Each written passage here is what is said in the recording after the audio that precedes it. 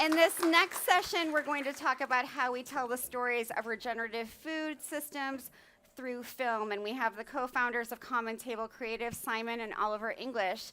As they settle in, let me thank a few more of our in-kind partners, including Bonterra Organic Estates, Buena Vida Specialty Coffee, and Bear's Fruit. Hello, gentlemen. So nice to see you. Give them a round of applause. I love these guys. So, it's nice to see you. Nice to see you too, Danny. How's it going? Do you miss us? I do, always. Good. So you've been collaborating with Lundberg very closely. Can you talk a little bit about that? Absolutely. Actually, coincidentally, it was last year that we spoke about some of our storytelling that we've done with American Farmland Trust. And our now good friend Roberta from Lundberg is here and reached out to us and said, hey, I love what you guys are doing around storytelling. We would love to tell our story in a new way. Can you guys come up to Richvale and work with us? And so for the past year, we've actually been visiting Lundberg Farms twice. We've got to know Brita and Bryce and the incredible team there. And we've had the privilege of creating new video assets and stories about what they're doing in their whole vision. And we're excited to share that with you today. So this amazing gathering, thanks to you, Danny, and Bernie, and the whole team, was the reason that we ended up creating this whole new video series for Lundberg. And now we're back showing it to you guys tonight. I love that. That's like a great anecdote. Thank you. Thank you for sharing that. Simon, we have a clip that we're going to play. Is there anything you want to tell us about it before it rolls? I think just play it, let it speak for itself. All right. Yeah. Play the clip, please. At Lundberg Family Farms, we're proud rice nerds, and today we're going to show you every step of the process that goes into making a bag of rice. From the plants to the bag. Where'd that come from? Don't worry about it. Hey, we are out at Cherokee Ranch. This is a field of regenerative organic jasmine rice. Our number one issue in growing regenerative organic rice is weed competition. Do we use herbicides in here to control weeds? Absolutely not. We're using water to manage weeds. The system of using water instead of chemicals is so important in that it's not bringing poisons on the land. It's farming with nature, caring for animals or wildlife, and caring for people. Who wants chemicals on their rice? Who wants to poison their land? For the short term and the long term, this is the way to go. Cheers. Before any rice goes in the bag, we test every variety in our research field to make sure it's regenerative organic. This is Amelia, one of our rice researchers. Amelia, what do you do out here all day? We're looking at thousands of different varieties of rice, looking for the best of the best, what is the most compatible for our regenerative organic rice system. We're also looking for flavor, grain quality, and yield. Most rice farmers develop varieties of rice for compatibility with chemicals. We hate chemicals. To hell with chemicals. To hell with them. Yeah. After the rice comes in from the fields, but before it goes across the railroad tracks to the mill, we like to make sure we've only got the best of the best. This is Allison, our grain quality manager. Allison, tell the people what you do. Hey, I am probing every single truck that comes in from harvest and make sure that it's at the quality that we want it to be. We inspect every truckload by hand, multiple times per truck. Yep, we're quality freaks. I love that quality freak flag we're flying.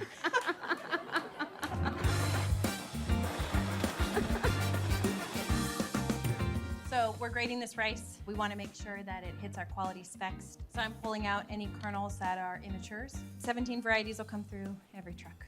None of it leaves the lab until Allison says it's ready. We do this for every truckload. After the quality check, but before the rice goes to the mill, it comes here to drying and storage. This is Steve.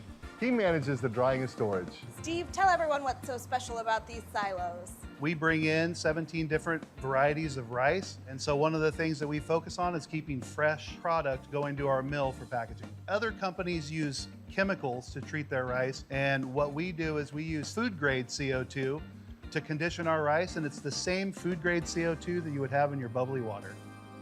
After drying and storage, but before the rice goes into the bag, it goes to the mill. This is Mohammed. He runs the mill. Mohammed, what do you do here? Yeah, we mill rice. Wow. Right on. We have a lot of machines. Every process required a different machine. So we clean it, dehusk it, de-stoner, then it goes through the color sorters, every variety of the rice. After the mill, the rice comes across the street to be made into rice cakes. We're here with Andrew. He's in charge of snacks. So I'm Andrew, I'm the snacks manager, so I manage the rice cake operation. So we got about 300 rice cake machines. They're custom built in-house. They use double the rice as our competitors. So that's what gives it a different crunch, a different flavor profile. That's what makes us unique. I get so excited coming out here to see rice cakes getting popped. You're the man, Andrew. Thank you. Thank you. Being a rice nerd is so much more than growing quality rice. It's caring for people, caring for the wildlife and the environment, and caring for the soil. In the words of my grandpa Albert, we're going to leave the land better than we found it. But my grandma Frances used to have the corollary, Albert, don't f it up.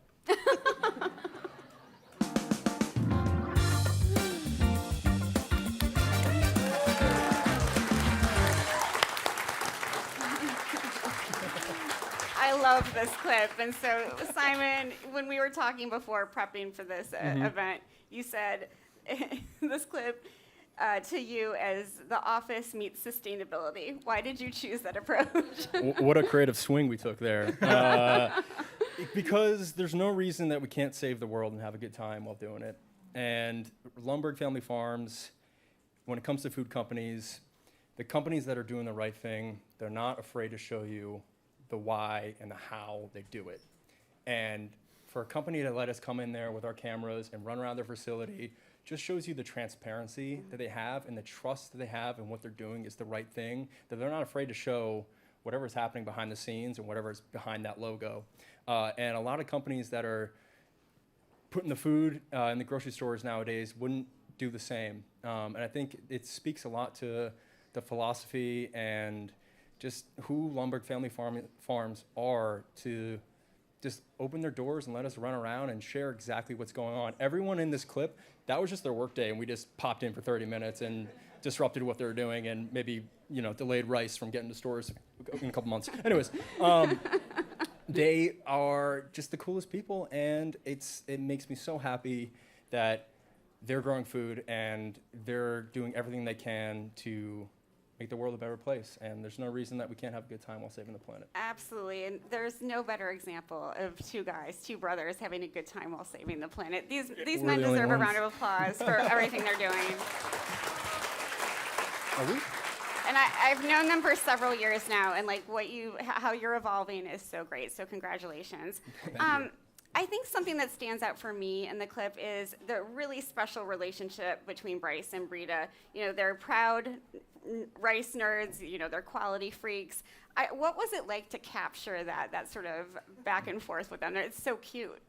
Absolutely, and you're absolutely right. And their relationship was really the inspiration for the second video. We actually created a first video months ago, and while we made that video and spent a couple of days with their whole team, their authentic interactions and their kind of silliness and clear love they have, and also passion and working together was so clear that we then, for the second video, when it was a little bit more of an extensive, thought out idea, we came back and said their relationship needs to be the focal point of this entire thing. And they've been doing the good work that so many people in here have been talking about for decades and generations, way before it was cool. And their relationship is an epitome of that. And they are an epitome of a multi-generational family who is doing the good work, like Simon said, but also having a good time along the way. Right. And you can feel it when you speak to the guy who runs the mill, Muhammad, when you speak to every single person in that company, there's a love and a joy about what they do. And that's the power of food. That's the power of not just growing rice, but they are creating a blueprint for what food companies can be. And that's what we felt when we went there. That's what we felt now that we've gotten to know them. And that particular relationship, and just the being just funny, honestly, is something that, I think we as storytellers and we as a food movement need to do, is to bring more levity and entertainment and excitement and joy into what we do. More humor, more joy. More joy, more humor, absolutely. Absolutely. Because what we do is amazing and what we do is delicious, whatever stakeholder we are in the food world. And that's the difference that we have to make, is to bring joy and love to what we do. And that's what Lundberg represents. And that's what we as storytellers try to bring to the screen, to what we do. That's great. Simon, do you want to comment any further? No, you did You great. lifted your microphone, so I was ready. Just I was general ready. He'll let you know what he wants to say. Yeah. So I'll jump in a minute. I have a question for you. I discussed this with Dan Barber earlier. I think that eaters often feel like they have to sacrifice something to eat, to eat well and, to buy food from farmers they trust. How can we find ways to get them to do that better, to get them to enjoy buying Lundberg rice from Whole Foods or going to their local farmers market? I mean, honestly, I think it's telling the stories and the why and the how of how these products are made. I mean, it's a bonus that doing the right thing for the planet is also the most flavorful. So I mean, it sells itself. These people are doing the right thing. There is a great camaraderie with what they're doing and the transparency, and it's taking care of the planet. It's making delicious food. I mean, what else are we doing as a species if we're not, I don't know, protecting that and implementing that into our lives and promoting those values? What was the question? No, I think you answered it. Okay. Like, how can we encourage eaters to want to buy these products in a we way? need to get these voices off the farm, and I mean, we're in a media landscape where everyone's got a television in their pocket, and we need to get these voices off the farm. I said this last year. We need to get these voices off the farm and onto the screens of everyone, because there is so much positivity happening out in these fields that people need to feel it in their homes and know what's happening, because I mean, there is a way out of this crisis, and it can be delicious, and it can be funny, and it can be fun, and it's heartwarming, and I think we'd all sleep better at night knowing that this is all possible, and it's happening, and it's real, and why not support Lundberg Family Farms? Great. And you mentioned this before. I think at the heart of this, it's really radical transparency. Like, you're in the, the factory, the mill. You're in the field. Yeah. Can you talk? Like, that doesn't happen to filmmakers a lot. No, absolutely. And that's really the founding of our company and the genesis of our company. We made a documentary about the future of food called Feeding Tomorrow, and we work with now food companies, NGOs, and nonprofits to tell stories about the future of food and the power of food. And a big part of that for us is visiting farms and telling stories about farmers all over the world. And through our documentary and through our production company, we've had the opportunity to visit over 80 farms now all over the world in the past 7 years. And our goal and our mission is to really tell the story about transparency, where our food comes from, how it grows, how it impacts the world around us, and the people who bring that food to life and work with the earth to steward the land in the production of that food. And for us, that's what we love doing. I think when people have a more clear sense of where their food comes from and the love and energy and passion and all that went into creating a tomato or a grain of rice, they think about that differently. They cook it differently, they enjoy it differently, they don't waste it as frequently. Right. And for us, I think Lundberg is the epitome and the embodiment of not just a company that's doing it right, but also as a proven viable economic model for success. This whole thing, this whole regenerative food movement does not work if it is not economically viable. No market, no mission. Correct. And so what we do as a storytelling company, our goal and our mission is to be the megaphone for the regenerative food movement, the farmers of the world, the people of the world who are doing food differently. And so with our megaphone, we want to increase demand so that farmers feel more comfortable planting. They know that there's a market for what they're doing. And so for us,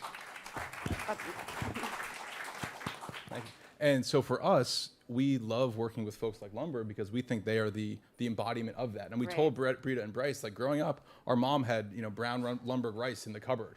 We didn't have like a snacky house. We had like a ingredient house where you had to make your own full meal, which now I'm like, thanks, Mom. That's actually very helpful. But for us, Lundberg, again, is that incredible embodiment, really the pinnacle of regenerative food, family, multi-generation thinking, and also economic viability through multiple different types of products available at the grocery store that we're all familiar with. Absolutely. And that are recognizable. So our job as a storytelling company is to amplify the voices of the good people who are doing this every day, as Simon says, whether or not the cameras are there. Absolutely. And we're just lucky enough to spend some time with people like Brita and Bryce and to share their stories.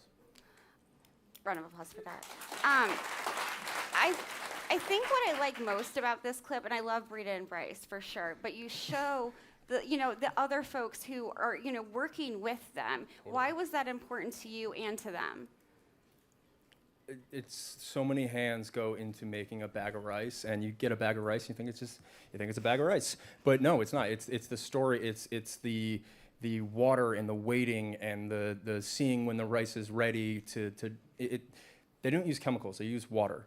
That's difficult. It's really easy to do the wrong thing, and they're continuously 4 generations making the right decision, even though it's harder. They say they farm harder, and they really mean it. They every single day are doing the most difficult thing. I mean, they go by hand, and they go through every single grain of rice to make sure it is up to snuff to put it in their Lundberg bag. Like, people need to see that. Consumers need to see how painstakingly they go over to make sure their product is the best it can be. And not only that, it's delicious and it's good for the planet, and it's I don't know, it's so important to show what's happening. And that's kind of what our whole company is about. Oliver was kind of alluding to this earlier. It's like, a lot of food companies, they sell, the what. They sell the final product. And I think what's really important now is we need to show and sell the why and the how. It's not just about the final product. It's about all the hands that went into it. And Lundberg Family Farms, it's a perfect example of that. We get an applause break? Thank you. Yeah. And I think it's so important to show every aspect of it and to show the real people. It's like I said before, those people we popped in for 30 minutes, shot our little thing, and they went right back to work doing exactly what they're doing when we filmed it. There's no actors, there's no hair and makeup, it's the real deal. That's great, Yeah. that's great. In this final minute we have left, I want to ask your advice for other storytellers. It's a difficult time in the world right Yeah. now, and it's getting harder and harder to tell positive stories. What do you want young storytellers to know, to keep in mind? Absolutely. And without being overtly political, I would just say that the environment is challenging right now, and truth and facts are fuzzier than they have been in some ways not so much. So what I would just say is, we as a food movement have the opportunity, the obligation, the privilege, but really the opportunity to share our own stories in a way that is powerful and true to us and what we believe in. And there has almost never been a more important time, in my view, to control the narrative. And whether you are a food company, whether you're an NGO, whether you're a nonprofit, whether you're connected to the world in some capacity or restaurant, controlling our narrative is vital. And so for us, I think that is so, so important. And to touch on what Simon was just saying, younger generations are increasingly caring about knowing where the food comes from, knowing about the traceability, the transparency, the honest, the true story behind it. So there is an economic incentive here too. But in this crazy media landscape that we are living in, it is more important than ever to control our own narrative.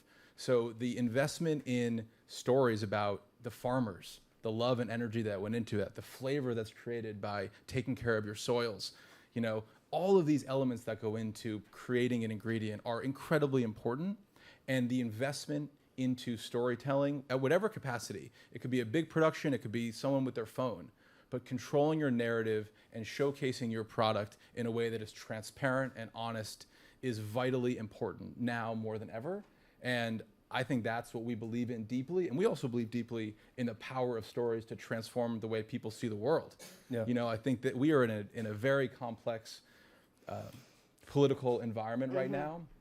So if we can tell stories that bring about a little bit of levity and hope and joy without sugarcoating the reality of the environmental crisis that we find ourselves in, I'm not saying that. Of course. But we must be vehicles for positivity and joy. We must be vehicles for love and excitement. And that's what food is about. Food is about community and family and bringing people together around the table. So our stories must reflect that truth. And they can, they will, they should. And that's what this is as well. And that's what Lundberg is all about. And that's what so many of you are all about. So I would just say, whatever capacity, whatever aspect of the food world you are in, whatever part of the stakeholder environment, ecosystem you are in, think about the story that you're telling. And how can we tell a little bit better? That's our obligation. We are all storytelling companies now. I wouldn't have said that 10 years ago, but these days we are. But that is an opportunity to invest in how we share what we do and why we love what we do with the world, with the food we put on the table and how we share it. An opportunity, an obligation. Thank you both so much for being here. That was a wonderful clip. Please you, give them a round of applause. Thank you. Thank you. Thank you so much.